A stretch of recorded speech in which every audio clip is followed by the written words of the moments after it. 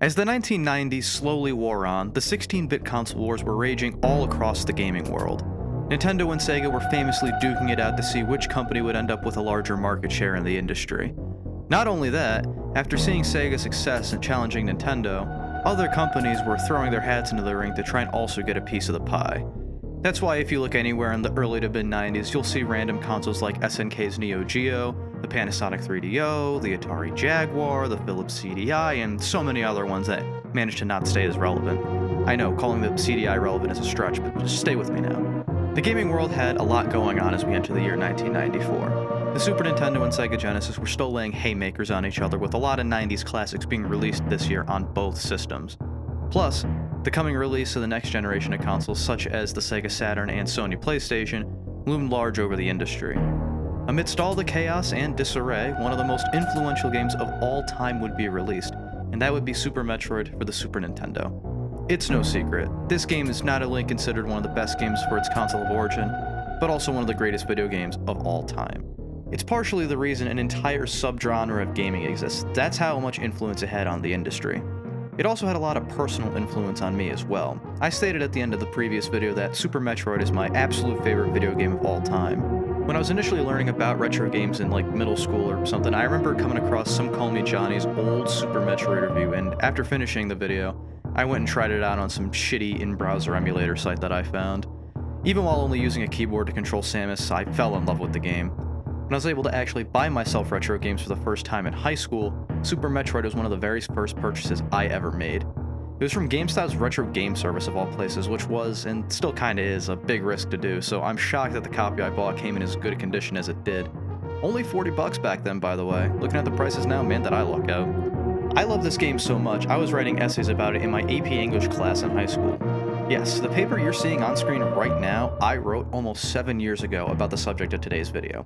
I can't believe I found it too. It was tucked away in a hard drive from our old computer, so the fact it survived this long is really insane. Of course, fawning over the games I play isn't the main goal of these videos, although fawning is done rather frequently. The real question is the game worth your time in the modern day? Short answer? Absolutely. Long answer? Let's find out. Super Metroid began its development around the fall of 1991 and was once again headed by Nintendo R&D1 and Intelligent Systems. Yoshio Sakamoto would also return to the series, this time as the director instead of the designer. Good for him getting that promotion. Not only was this Sakamoto's first foray into the 16-bit world, a wide majority of the staff was also brand new as well. There are only 3 members of the first Metroid that worked on Super Metroid, Sakamoto included.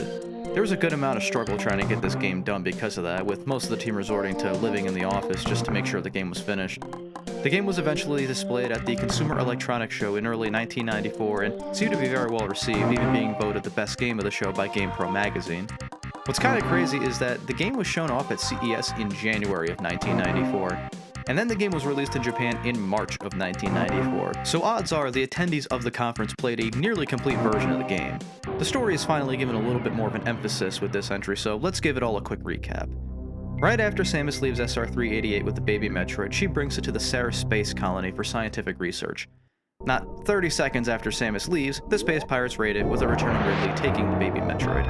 He's tracked to a familiar world, planet Zebes, and from here, it's up to you to take down the space pirates once again, and more importantly, rescue the baby Metroid. Thankfully, pretty much all of this is explained or experienced within the first 10 minutes of booting up a new save file, so no more digging around in the manual to figure out the actual plot. Funnily enough, if you did search for some extra story, there was a comic and some issues of Nintendo Power related to Super Metroid. Nowadays, none of the specific events that occurred in these comics are canon any longer, however, certain aspects would be reintroduced later in the series. Still, the original comics are a pretty fun read if you have the time. As with any other franchise jumping to the Super Nintendo, the leap in presentation quality is a sight to behold.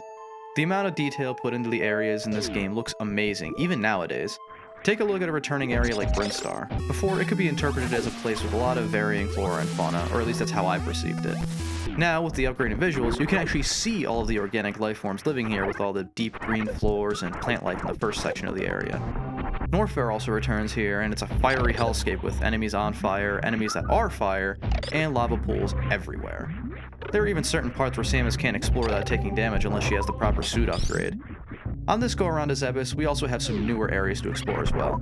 Crateria is our starting area, and even though there isn't a ton going on here, it does a good job at teaching you the basics. The wrecked ship is, well, an old shipwreck filled with malfunctioning equipment and robots that really like to get in your way for no good reason. Then there's Meridia, the water area. Naturally, there's a lot of aquatic life forms here and sand that'll impede your jumps. All the areas, new and old, are packed with details and oddities that make the game really visually stand out among the others in the Super Nintendo's library. Like, who's this random dead guy here before you fight Kraid? I'd like to know his story. Going through the wrecked ship before the power comes back is kinda creepy with all the stillness of everything and the randomly spawning ghosts. What's this random enemy doing here? It mimics Samus's every move, and if you return to the area again, it just disappears, never to be seen again. Did they need to add these enemy droppings here? No, they definitely didn't, but they did it anyway to make the world feel like it's actually lived in. The music also does an unbelievable job at getting the player in the mood to explore these places. Composers Kenji Yamamoto and Minako Hamano absolutely cooked on the soundtrack, with many pieces being used in future games 30 years later. Stuff like Red Bryn Star, Lower North Air, and the boss theme are all songs that have been rearranged in their own iconic ways. The most iconic song is, of course, the theme of Samus Aran, which you'll hear at certain points during the game. Its importance comes in the name. It's essentially Samus's main theme, need I say more? My favorite story about the soundtrack relates to the opening theme of the game, the one you hear when you're getting the exposition dump. Yamamoto came up with it randomly on his ride home from work one day. Yeah, no shit, it just came to him, and he pulled over to record himself performing what he thought of. It's unbelievable, but I do have to wonder what the people that saw him recording this were thinking when they passed him by. They probably thought he was crazy. The soundtrack overall is awesome, and was actually physically sold with the title Super Metroid Sound in Action, and I think that sums up what you hear perfectly. I'd love to own this one day too. It even has tracks from the first Metroid and some other rearrangements from Yoshiyuki Ito and Masumi Ito. Too bad it could cost me up to $1,000 though. Maybe I'll just get the Jam and Sam Miller vinyl in the future. With all the details packed into Zebes, and after past experiences with the first two games, the question has to be asked, how easy is it to travel the planet? To that I say, not bad at all. Ladies and gentlemen, allow me to introduce you to your brand new map, a first for the series, and one of the first you really see in any adventure game such as this. It does a great job marking where you've already been and areas of importance like save rooms or other points of interest. Is it perfect? Nah, not necessarily. These dots here could mean either there's an item here or it's just an energy recharge room. Also, if you grab an item, it doesn't mark that anywhere, so you have to kind of keep tabs on that yourself. Otherwise, this map does a great job. Plus, if you need any more help, there are these map rooms here in every area that give you a basic layout of what's going on. It doesn't give away secret paths or anything, but you should be able to figure out generally where you need to go from this. Samus can now aim in all 8 directions, and if you thought just being able to aim down in the last game felt good, this is a godsend. Fighting enemies, whether the normal ones or bosses, hasn't felt more natural than before. Aiming diagonally either up or down can be done using the L or R buttons, which is a lot easier than trying to hold multiple directions down on the D-pad. Samus can now also run faster with the addition of a run button. You can cover some crazy distances just with your normal running jump. It's really nuts sometimes. You gain a lot of momentum. The best ability added to Samus's movement, bar none, is the wall jump though. It's a little strange to explain how to do, but once you feel how it works, you get a ton of stuff out of order. Plus, it's just really fun to do. Doing a really long or really tight wall jump is so satisfying. Really, Samus's control has been made just about perfect here. I don't have any complaints. Although, I will say it's probably because I've been playing the game for forever now, so I could be overlooking something. Plus, if the button layout feels uncomfortable, you could always remap the buttons in the file select screen. If you really want to see how players can shatter this game, watch a speedrun of it. The tricks that they do to get shit earlier than expected is fascinating to watch. Sequence breaks and Super Metroid are pretty synonymous with each other. I can do some stuff like the Mach Ball. This glitch lets you keep your sprint speed while in Morph Ball mode, something that isn't supposed to be possible normally. I always get the Super Missiles and Ice Beam with this trick, no matter how many times I fuck up trying to do it. There are other tricks like arm pumping and Alcatraz, yes, like the prison, that can be super satisfying to pull off as well. Of course, you won't need to do any of the tricks I named, but if you've played the game a few times over, it wouldn't hurt to give them a try just for funsies. As is with every new Metroid, there are new power-ups to acquire, and Super Metroid manages to add so many staples to the series. Let's start with the Super Missiles. They're pretty simple. It's a missile, but a hell of a lot more powerful. One Super Missile is the equivalent of 5 regular missiles, so they can open up red doors in one shot, and these new green doors as well. Power Bombs are more powerful versions of the Morph Ball bombs that open these yellow doors. They're essentially a massive screw nuke that wipe out most normal enemies. They can also really help in uncovering hidden pathways since they either destroy blocks entirely, or reveal what is needed to destroy them. Only one new beam upgrade this time, however it's extremely useful, and that's the Charge Beam. Holding down the shoot button charges whatever beam Samus has equipped and will fire a more powerful shot. Depending on what beams you have, a fully charged shot can be used to take down most enemies, even some bosses as well go down quick with charged beam shots. Another added benefit is if you spin jump while charging a shot, you could do a pseudo screw attack, which early in the game can be really useful in taking down some tougher enemies. Do I call the grapple beam a beam upgrade? Because it really acts as its own separate tool. This lets you grapple onto specific hooks, and besides a few instances, this really gets overshadowed by the wall jump. Finally, there's the X-ray scope, which is kinda useless to me. Don't get me wrong, this can be super useful to someone who isn't used to a game like this. It helps show any hidden pathways that you can't see with the naked eye. If you're someone who's played the game a million times though, like me, you only collect this so you can get 100% completion. It can help in a pinch if you're trying to find a missing item you can't remember the location of, like you see right here, but most of the time it just sits there next to the actually useful items. So much of what you collect here appears in future entries in some way, shape, or form. Weapons like the power bombs or charge beam are so linked with Metroid as a whole I can't imagine a game without them. Just about every item will be used to fight off the inhabitants of Planet Zebes. A lot of enemies do return from previous games, just with a shiny 16-bit coat of paint. What is really unique is the new boss fights. There are a bunch of new major and minor bosses you'll have to take care of. From the Serpent Batoon in Meridia to the Plant Beast Spore Spawn in Brinstar, there's a good amount of variety to be found. Crocomire is an especially memorable boss. Not for his fight, by the way, it's piss easy, it's his death animation. It's unusually graphic for a Nintendo game for that time. How many Nintendo games can you say you watched a creature's skin melt off his body and watch his skeleton fall apart in front of you? Probably not too many. To get to the final area of the game, 4 major bosses must be defeated. The returning Kraid and Ridley, and newcomers Phantoon and Dragon. Kraid got a huge buff in size. Seriously, where was this in Metroid 1? He might look a lot larger, but don't let the size deceive you because he really isn't that difficult to fight. Shit, if you're skilled enough, you can kill him before he rises out of the ground. Ridley is a lot tougher than his appearance in the first game. He throws a lot of shit at you. Fireballs, tail whips, he can grab you and deal damage, just a lot going on, but a really fun fight nonetheless. What's really cool is that for a few bosses, their roars seem to be sampled from different Godzilla monsters. Crocomire and Phantoon both sound like Titanosaurus at certain points.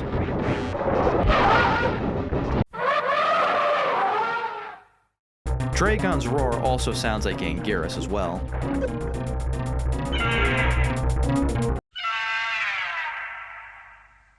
Like I said though, only 4 bosses are required to get to the final area of the game, which is a returning Torian, including those rings that you love to hate and Metroids.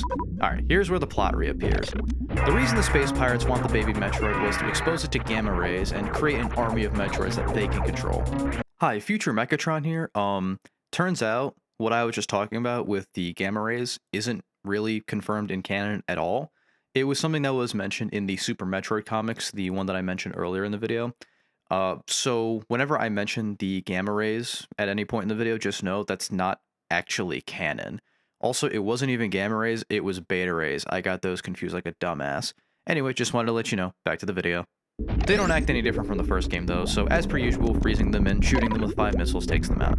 You can also use 1 super missile or 3 power bombs if you're so inclined. As you travel through Torian, you start to see creatures that are mysteriously sapped of their energy.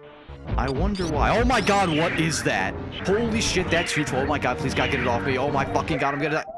Wait, why did it stop? That is actually the baby Metroid, and its massive growth is because of the gamma ray exposure. Thankfully, it stopped right before it kills you, but it runs away in embarrassment. A little farther down is an oh-so-familiar hallway, and at the end of it is Mother Brain, once again sitting there, menacingly, in her dome. A bunch of missiles later, and boom, she's toast.